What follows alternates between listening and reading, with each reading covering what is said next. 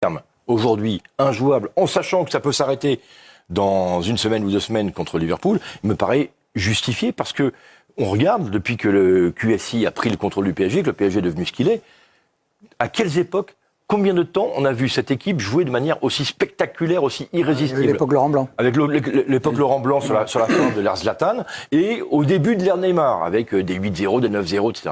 Mais là, très franchement, on voit, Christophe va parler de bulldozer, un tourbillon qui emporte tout. Et c'est surtout la cohérence. La cohérence de cette équipe qui est très importante. Donc ça se voit au niveau européen, ça se voit bien sûr en championnat de France. Et en Coupe de France jusqu'au 1er de avril.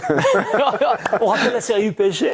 Alors, il y a tellement de séries, mais on a choisi une qui est vraiment révélatrice. C'est 9 victoires sur ces 9 derniers matchs, toutes compétitions confondues, avec, à la clé, 36 buts marqués, 36 idées par 9, ça fait 4 buts par match. En moyenne, seulement 6 encaissés. Voilà, tout est dit. Et 36 buts marqués par un collectif. Par 11 joueurs différents. Rappelez-vous, le PSG Brest au Parc des Princes, 7 buts par 7 joueurs différents. Alors, bien sûr que le révélateur, vous l'avez dit, ce sera Liverpool, mais est-ce qu'on peut, quand même, nous, journalistes, peut-être faire notre mea culpa après tout ce qu'on a dit sur l'équipe de Luis Enrique, sur Luis Enrique, fin novembre, courant décembre, alors que lui disait, vous verrez, on sera prêt en février, et nous, on le brocardait quand même, non? Oui, mais notre boulot, c'est d'analyser les matchs les uns après les autres, pour reprendre une expression chère aux footballeurs. Donc, nous, quand on voit vous savez, si Paris Saint-Germain va jouer en 8e de finale de la Ligue des Champions Liverpool, c'est parce que le PSG a raté 5 de ses 8 premiers matchs de la saison régulière. Ils ont commencé à accélérer, à devenir cette équipe potentiellement injouable à partir de Manchester City. Mais on pourrait avoir une vision aussi, peut-être, non? On l'a eu. Mais c'était pas possible parce que vous n'aviez pas les individualités qui donnaient les gages de ceux des saisons précédentes. Quand vous avez Mbappé, vous vous dites à un moment donné, à lui tout seul, il peut décanter un match, etc. Ce qu'est en train de faire Dembélé, personne ne l'avait prévu. La capacité qu'a Vitinha à être aujourd'hui peut-être l'un des meilleurs milieux de terrain d'Europe, on l'avait pas vu venir. On voyait des qualités indéniables. Mais là, il y a une montée en puissance collective et en plus dans un temps assez commun à tous les joueurs qui font que on pouvait pas penser il y a 3 mois que le PSG allait être celui-là aujourd'hui. Anthony, lorsque Luis Enrique est arrivé, le premier match de Ligue des Champions contre Dortmund au Parc des Princes, on a vu des choses se mettre en place, des principes qui nous avaient déjà interpellés. Sauf que, comme on est très pressé, et c'est là où je rejoins Eric, on est dans une sorte de court-termisme, on n'a pas compris qu'un chantier comme ça mettait des mois, voire des années avant d'aboutir. Et là, Christophe le sait bien, le long terme, et là, il semblerait que ce soit en train de... Et la com de Luis Enrique n'a pas non plus facilité cette capacité à s'attacher à cette équipe, à cet entraîneur, en se disant, il est sympa, on va l'écouter. Là, il avait un effet un peu rebutoire vis-à-vis de nous. Donc, c'était compliqué aussi d'être élogieux sur cette équipe et de prévoir ce qui allait se passer. Puis je vais peut-être dire quelque chose de très banal, mais aujourd'hui, il n'a plus de stars. Il a des mecs qui pensent la même chose et qui écoutent leur entraîneur et ils savent très bien que si ça va pas, il n'hésitera pas à changer. Donc il a des mecs qui se donnent à 100%, des joueurs de très grande qualité et surtout de très grande compréhension collective. Et ça, c'est vraiment important.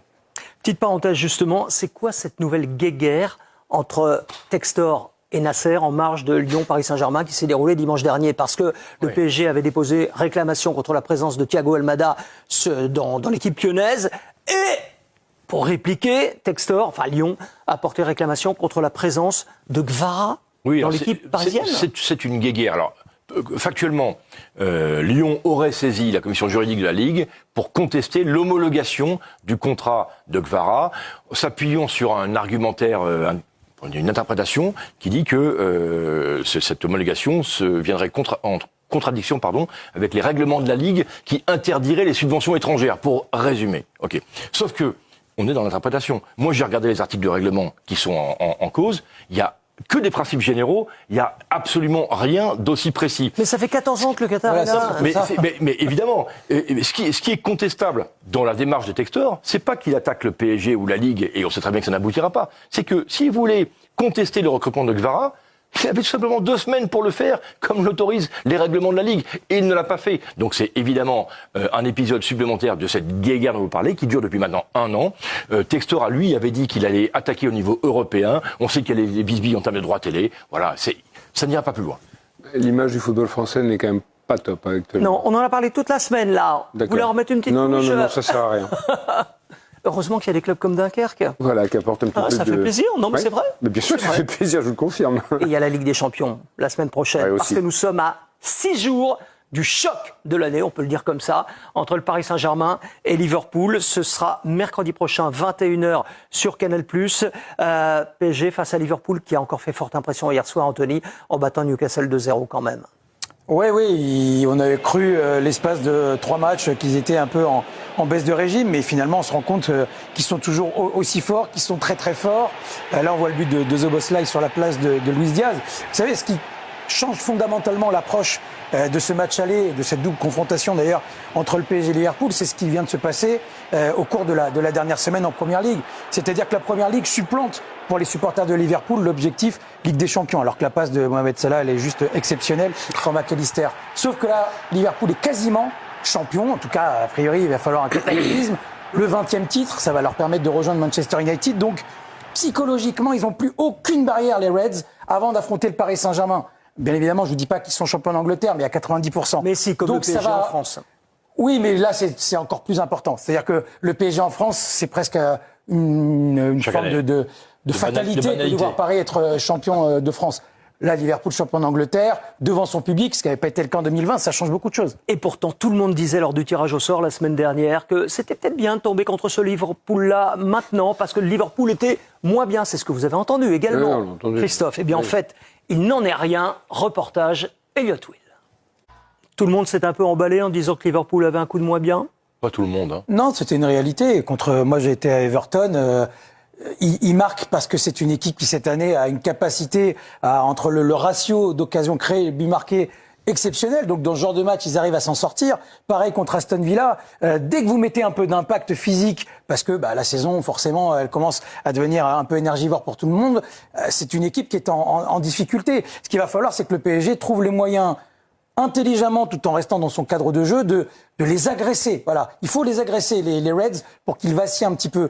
Maintenant, ce qui est dommage pour le PSG, si je puis dire, c'est que au moment où vous avez un Gravenberch qui avait été pratiquement le meilleur joueur avec Salah de la première moitié de saison, qui marque un peu le pas, vous avez Szoboszlai qui remonte en flèche. Donc c'est les vases comme ça communicants qui sont difficiles à jouer. Qui, Anthony, fait une saison complète sans patiner parfois l'espace de 2 semaines, de 3 semaines? Personne. Le Barça a eu un trou d'air en fin d'année, ils sont revenus. Le Real a été un moment très médiocre, ils sont revenus. Je trouve que pour moi, Liverpool, de ce qu'on voit dans les matchs que vous commentez souvent, c'est quand même monumental. Ce qu'a fait Arne Slot dans les traces de Klopp, franchement, là, pour le coup, personne pensait que ce serait aussi gigantesque. Le seul truc qu'on peut leur reprocher par rapport à Paris, qui marche sur l'eau et qui met des raclées à tout le monde, c'est que les scores sont souvent un peu étriqués et que ça tient beaucoup à Mohamed Salah, dont on va parler. Le PSG devra agresser Liverpool comme Dunkerque devra agresser le PSG. Vous rentrez dans des comparaisons qui sont très très fortes. Pardon, mais le PSG va jouer successivement Liverpool et Dunkerque. Hein. Oui, alors ça leur fera, nous jouons en bleu, les autres jouent en rouge. oui, mais je vous dis, je suis désolé de vous répondre ça, on n'y pense pas pour l'instant, mais il va falloir trouver les moyens de les perturber. Maintenant, n'osons pas cette comparaison entre Liverpool et Dunkerque, mais en tout cas, on aura 11 joueurs de foot sur le terrain, un staff qui travaille, et tout un club qui sera derrière cette équipe. Geoffroy, vous parliez de Mohamed Salah. On parle beaucoup du Salah buteur, parce qu'il est en train de battre des records historiques cette saison. Il y a un record dont on ne parle pas, Anthony, et pourtant, c'est un record lui aussi historique. C'est un record historique. C'est 20 buts inscrits sur une saison par 2 joueurs déjà. C'est Thierry Henry en 2002-2003. Il en est à 17 passes décisives et le record c'est 20 par Thierry Henry et Kevin De Bruyne. Et Kevin De Bruyne en 2019-2020. Donc je pense, sans trop m'avancer, qu'il va battre ce record, comme il est en train de battre le record d'implication sur des buts marqués à l'extérieur, comme il risque d'être le joueur impliqué sur le plus de buts sur une saison de Première Ligue. Il en est à 42, le record c'est 47. Donc il est en train d'avaler un à un tous les records. C'est un joueur qui est phénoménal. Image du Salah passeur, parce qu'on voit toujours le Salah buteur. Image du Salah passeur. Et ce qui est au-delà de ces passes-là, qui sont des passes décisives et qui aboutissent à des buts, il y a l'image hier soir, il menait déjà 2-0 à ce moment-là, Liverpool, d'une passe qu'il fait vers Cody Gakpo. Et Gakpo n'arrive pas à redresser. Et vous voyez un immense sourire de la part de Mohamed Salah, parce qu'il est en train de se faire plaisir. Il est en train de connaître la saison de la plénitude dans le jeu et dans sa tête, quand bien même il y a cette échéance de son contrat. Et c'est ce qui fait aussi la différence. Quand on voit la qualité des passes décisives, on se rend compte pourquoi, vous savez, là, cette fameuse stat sur les X assists qu'on a donné l'autre jour, qui fait qu'en fait, Mohamed Salah surperforme dans les passes décisives, parce que la plupart sont impossibles. Il y a du Kevin De Bruyne dans certaines, avec des angles de passe extraordinaires. Et pour moi, pour aller dans ce sens-là, c'est peut-être le plus fort Salah qu'on ait jamais vu. Aussi efficace devant le but, et encore plus collectif, encore plus altruiste, et encore plus décisif. Et quand vous mixez la qualité technique qu'on lui connaît, la vitesse gestuelle qu'on lui connaît, et surtout la lecture ultra rapide qu'il a, à savoir qu'il met pas longtemps à voir l'espace où sa passe va pouvoir passer. C'est exceptionnel, ça fait partie des joueurs rares, très rares. Et Liverpool. On reparlera de Première Ligue dans quelques instants.